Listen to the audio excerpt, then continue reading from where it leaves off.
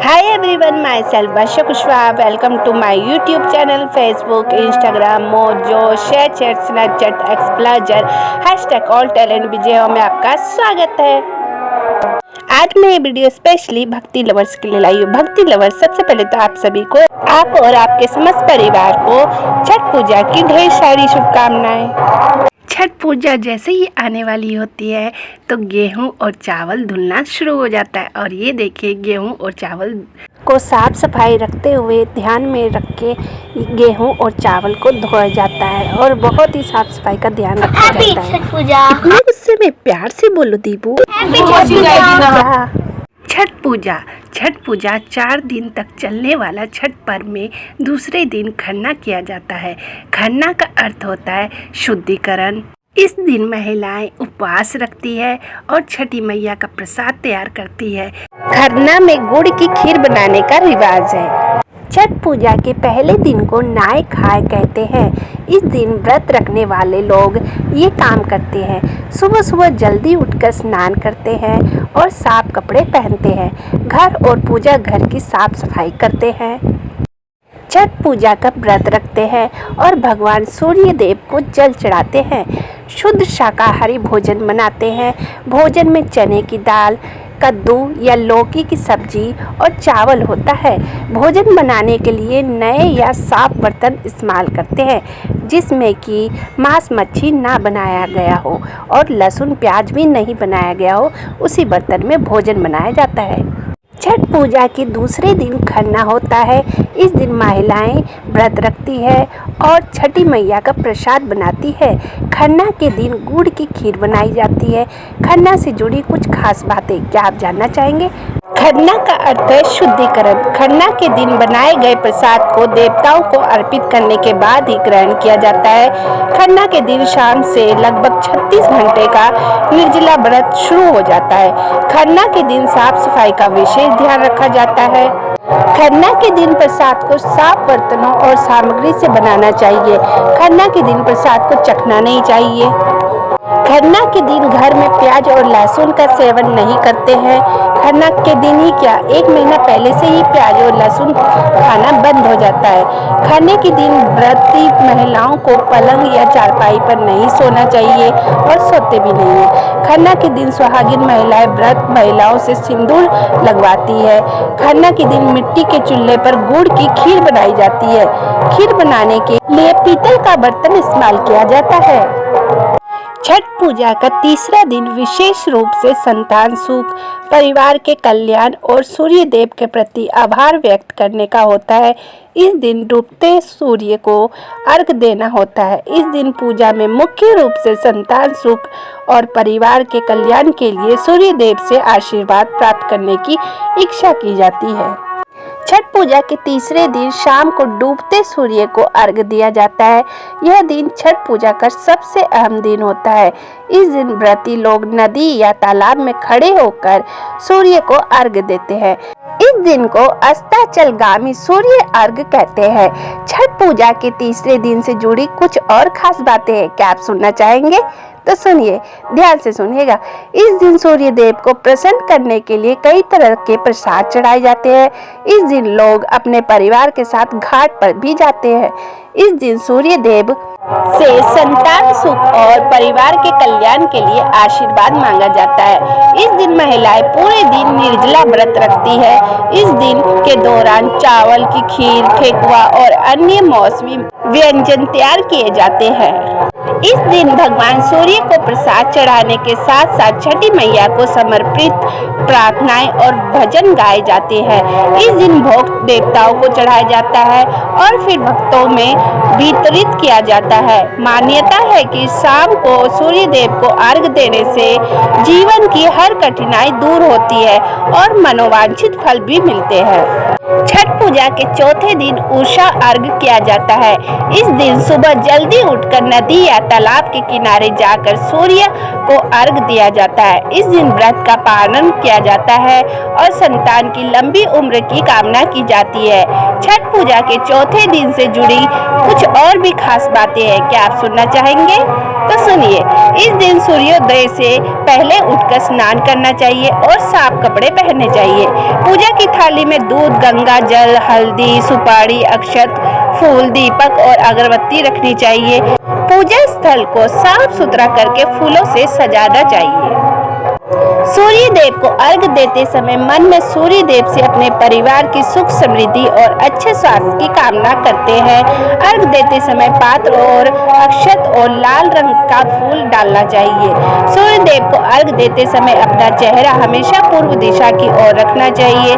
सूर्य देव को अर्घ देने के लिए हमेशा तांबे के पात्र का इस्तेमाल किया जाना चाहिए और पात्र को हमेशा दोनों हाथों से पकड़ना चाहिए। छठ पूजा भगवान सूर्य और उनकी पत्नी उषा को समर्पित होती है। यह पूजा 4 दिनों तक चलती है। छठ पूजा 4 दिनों का पर्व है। पहला पर्व होता है नहाय खाए, जिसमें कद्दू की सब्जी और चावल बनती है, जिसे बोलते हैं कदवा भात। कदवा भात इसलिए बोलते हैं क्योंकि चावल को ही भात कहते हैं।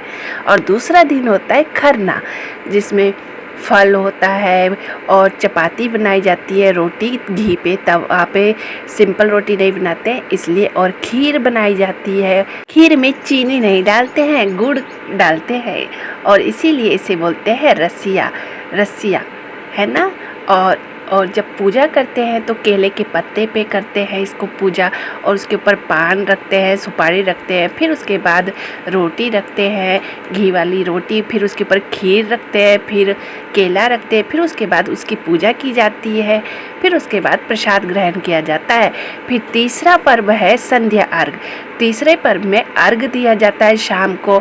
और चौथा पर्व होता है उषा अर्घ। उषा अर्घ में सूर्य उदय से पहले ही घाट पर पहुंचना होता है और संध्या अर्घ में सूर्य के ढलने से पहले ही पहुंचना होता है और सूर्य को अर्घ दिया जाता है।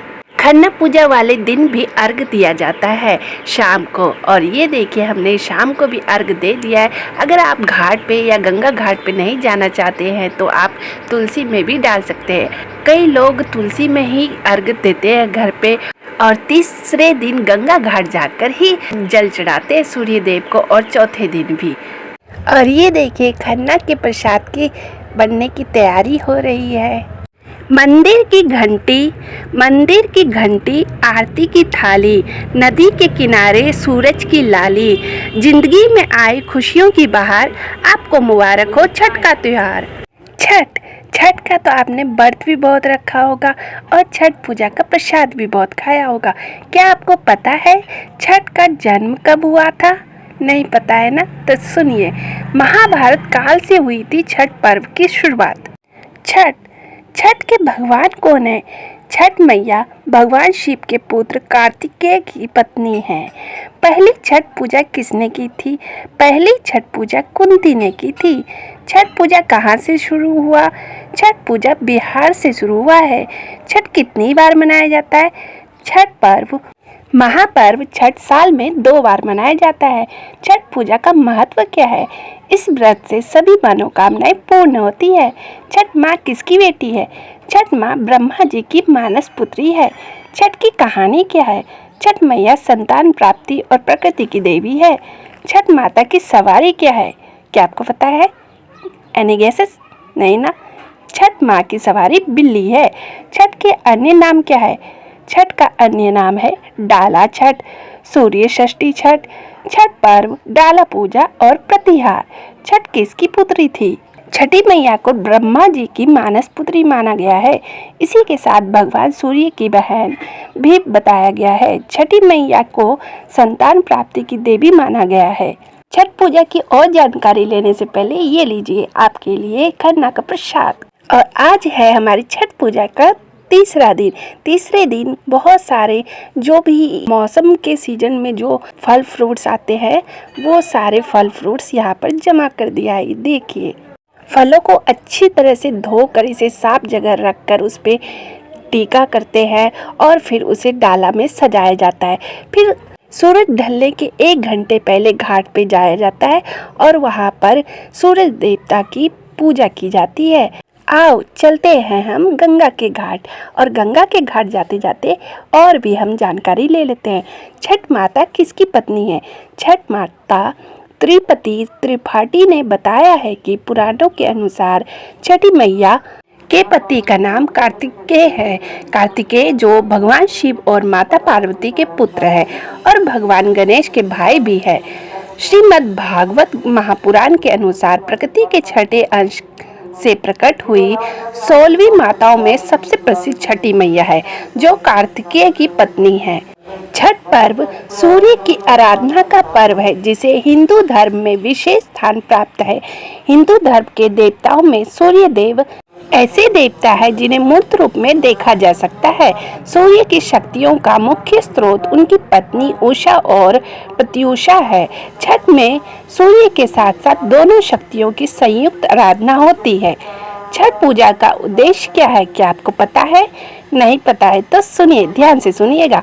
मान्यता है कि छठ का व्रत करने से निसंतान को संतान की प्राप्ति होती है और सभी मनोकामनाएं पूरी हो जाती है। यह महापर्व 4 दिन का होता है और छठ माई के लिए व्रत रखा जाता है, जिसमें पहला दिन नहाय खाए, दूसरा दिन खन्ना, तीसरा दिन अस्ताचलगामी सूर्य को अर्घ और चौथे दिन उदयमान सूर्य को अर्घ देते हैं। छठ पूजा का उद्देश्य जानते जानते हम देखिए कहाँ पहुँच गए। Any guesses? चलो मैं बता ही देती हूँ। हम पहुँच गए बटेश्वर स्थान गंगा घाट, और ये देखिए हम बस पहुँचने वाले ही बस कुछ ही मिनट, और ये देखिए हम पहुंच गए। यहाँ पर एक गुफा है जो बहुत ही पुराना है गंगा घाट के किनारे, और अब हम चलेंगे Ganga ghat. Hi everyone, my self Varsha Kushwaha. Welcome to my YouTube channel, Facebook, Instagram, Mojo, ShareChat, Snapchat, exposure, hashtag all talent Vijay में आपका स्वागत है। सबसे पहले तो आप सभी को छठ पूजा की ढेर सारी शुभकामनाएं। आप और आपके समस्त परिवार को भी छठ पूजा की बहुत बहुत हार्दिक शुभकामनाएं। वेलकम टू वटेश्वर स्थान गंगा घाट। सूर्य देव की सुनहरी रोशनी से आपका जीवन प्रकाश से भरे छठ पूजा की हार्दिक शुभकामनाएं। छठी मैया की असीम कृपा से आपके जीवन में सुख, शांति और समृद्धि का वास हो। छठ पूजा की हार्दिक शुभकामनाएं। हैप्पी छठ पूजा। जय गंगा मैया। हर हर महादेव। और ये देखिए हम पहुंच गए गंगा मैया की शरण में। क्या आप जानना चाहेंगे छठ पूजा के पीछे की कहानी क्या है? जानना चाहेंगे ना, तो सुनिए, ध्यान से सुनिएगा। द्रौपदी ने अपने पति के अच्छे स्वास्थ्य और बेहतर जीवन के लिए छठ का व्रत रखा था। जब पांडव सारा राजपाट जुए में हार गए, तब द्रौपदी ने छठ व्रत रखा था। इस व्रत से उनकी मनोकामनाएं पूरी हुई थी और पांडवों को सब कुछ वापस मिल गया। इस व्रत में द्रौपदी ने सूर्य पूजा और छठी मैया की आराधना की थी। छठ माई बिनती है हमारी यही, छठ माई बिनती है यही हमारी, दुख हल्ले सारे हमारे। सूर्य के ढलने के बाद जब नई सवेरा हो, तो खुशियों का बहार लेकर आए हमारे घर। बस इतनी सी ही है हमारी विनती। जय छठी मैया, जय गंगा मैया, हर हर महादेव, जय सूर्य देव। आपको साक्षात दंडवत प्रणाम। कौन है छठ मैया और क्यों करते हैं इनकी पूजा? छठ पर्व षष्ठी का अपभ्रंश है। कार्तिक मास की अमावस्या को दिवाली मनाने के 6 दिन बाद कार्तिक शुक्ल को मनाए जाने के कारण इसे छठ कहा जाता है। यह 4 दिनों का त्योहार है और इसमें साफ सफाई का खास ध्यान रखा जाता है। इस त्योहार में गलती की कोई जगह नहीं होती है। इस व्रत को करने से नियम इतने कठिन है, इस वजह से इसे महापर्व और महाव्रत के नाम से संबोधित किया जाता है। कौन है छठी मैया? मान्यता है कि छठ देवी सूर्य देव की बहन है और उन्हीं को प्रसन्न करने के लिए जीवन के महत्वपूर्ण अवयवों में सूर्य व जल की महत्वता को मानते हुए इन्हें साक्षी मानकर भगवान सूर्य की आराधना तथा उनका धन्यवाद करते हुए माँ गंगा, यमुना या किसी भी पवित्र नदी या पोखर, तालाब के किनारे यह पूजा की जाती है। हाय एवरीवन, आप और आपके समस्त परिवार को संध्या अर्घ की हार्दिक शुभकामनाएं। हैप्पी छठ पूजा। आगे और हम जानकारी ले लेते हैं छठ मैया पर्व और छठ मैया के बारे में। षष्ठी माँ यानी छठ माता बच्चों की रक्षा करने वाली देवी है। इस व्रत को करने से संतान को लंबी आयु का वरदान मिलता है। मार्कंडेय पुराण में बात का उल्लेख मिलता है कि सृष्टि की अधिष्ठात्री प्रकृति देवी ने अपने आप को 6 भागों में विभाजित किया है। इनके छठे अंश को सर्वश्रेष्ठ मातृ देवी के रूप में माना जाता है, जो ब्रह्मा की मानस पुत्री है। वो बच्चों की रक्षा करने वाली देवी है। कार्तिक मास के शुक्ल पक्ष की षष्ठी को इन्हीं देवी की पूजा की जाती है। शिशु के जन्म के 6 दिनों बाद भी इन्हीं देवी की पूजा की जाती है। इनकी प्रार्थना से बच्चे को स्वास्थ्य, सफलता और दीर्घायु होने का आशीर्वाद मिलता है। पुराणों में इन्हीं देवी का नाम कात्यायनी बताया गया है, जिनकी नवरात्रि की षष्ठी तिथि को पूजा की जाती है। छठ व्रत कथा के अनुसार प्रियव्रत नाम के एक राजा थे। उनकी पत्नी का नाम मालिनी था। दोनों की कोई संतान न थी। इस बात से राजा और उनकी पत्नी बहुत ही दुखी रहते थे। उन्होंने एक दिन संतान प्राप्ति की इच्छा से महर्षि कश्यप द्वारा पुत्रेष्टि यज्ञ करवाया। इस यज्ञ के फलस्वरूप रानी गर्भवती हो गई। कथा के अनुसार प्रियव्रत नाम के एक राजा थे। उनकी पत्नी का नाम मालिनी था। दोनों की कोई संतान न थी। इस बात से राजा और उनकी पत्नी बहुत ही दुखी रहते थे। उन्होंने एक दिन संतान प्राप्ति की इच्छा से महर्षि कश्यप द्वारा पुत्रेष्टि यज्ञ करवाया। आगे और भी जानकारी लेने से पहले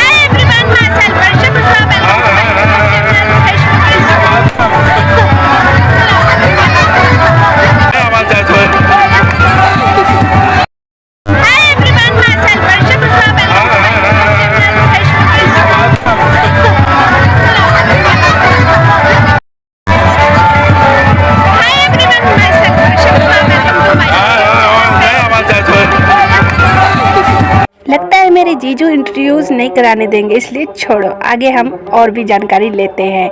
तो हम कहाँ पहुँचे थे? जी हाँ, रानी गर्भवती हो गई और 9 महीने बाद संतान सुख को प्राप्त करने का समय आया तो रानी को मरा हुआ पुत्र प्राप्त हुआ। इस बात का पता चलने पर राजा को बहुत ही दुख हुआ। संतान शोक में वह आत्महत्या का मन बना लिए। लेकिन जैसे ही राजा ने आत्महत्या करने की कोशिश की, उनके सामने एक सुंदर देवी प्रकट हुई। देवी ने राजा को कहा कि मैं षष्ठी देवी हूँ। मैं लोगों को पुत्र का सौभाग्य प्रदान करती हूँ।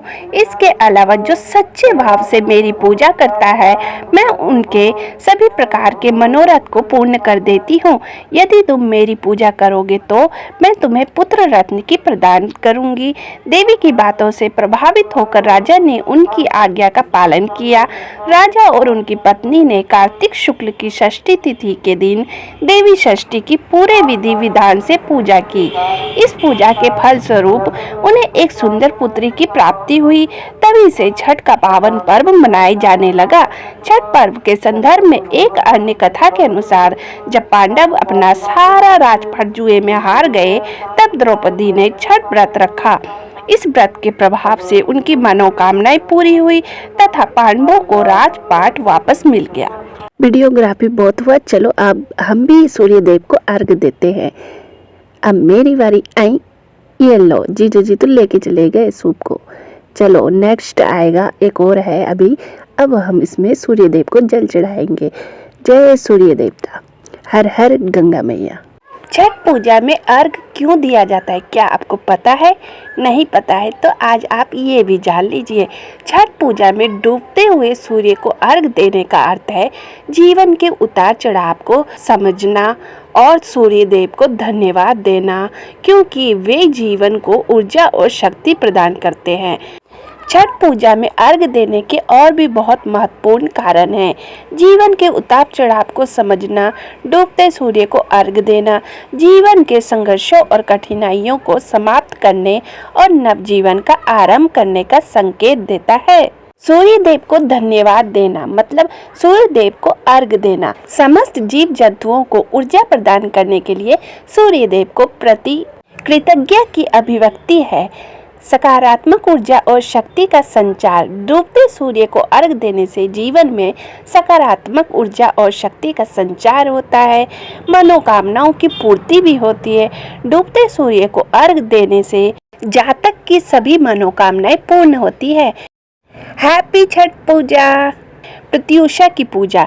डूबते सूर्य को अर्घ देते समय सूर्य देव की पत्नी प्रत्युषा की भी पूजा की जाती है, जिन्हें शाम के समय की देवी माना जाता है। संतान की रक्षा और सुख समृद्धि। छठ पूजा के दौरान सूर्य को अर्घ देने से संतान को उच्च पद की प्राप्ति होती है और धन, वैभव, ऐश्वर्य से जीवन परिपूर्ण रहता है। धार्मिक मान्यता के अनुसार अस्त होते समय भगवान सूर्य देव अपनी पत्नी प्रत्युषा के साथ होते हैं। पारंपरिक मान्यता के अनुसार छठ पूजा के तीसरे दिन शाम को अस्त होते हुए सूर्य को अर्घ दिया जाता है, जो एक महत्वपूर्ण परंपरा है। छठ पूजा करने के लिए गंगा घाट ही क्यों जाते हैं, इसका क्या कारण है, क्या आप जानते हैं? नहीं जानते तो सुनिए। एक प्रमुख कारण यह है कि कार्तिक मास के दौरान श्री हरि जल में ही निवास करते थे और सूर्य ग्रहों के देवता माने गए हैं। इस कारण नदी या तालाब में कमर तक पानी में खड़े होकर अर्घ देने से भगवान विष्णु और सूर्य दोनों की ही पूजा एक साथ हो जाती है। क्या आपको पता है सीता मैया ने भी छठ पूजा की थी? सीता मैया ने क्यों की थी छठ पूजा? त्रेता युग में माता सीता और द्वापर युग में द्रौपदी ने भी रखा था छठ का व्रत।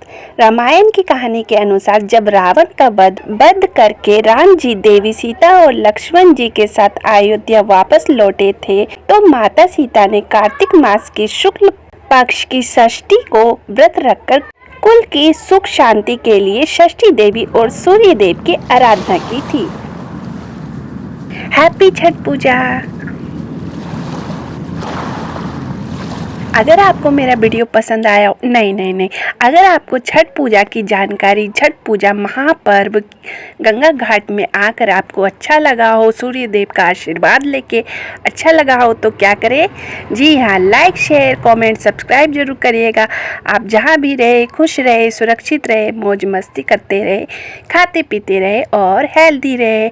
नेक्स्ट डे हम फिर से मिलेंगे इसी जगह गंगा घाट पे सूर्य देव के उगने से पहले। जय गंगा मैया, हर हर महादेव। कल सुबह फिर से मिलेंगे इसी घाट पर। Bye bye.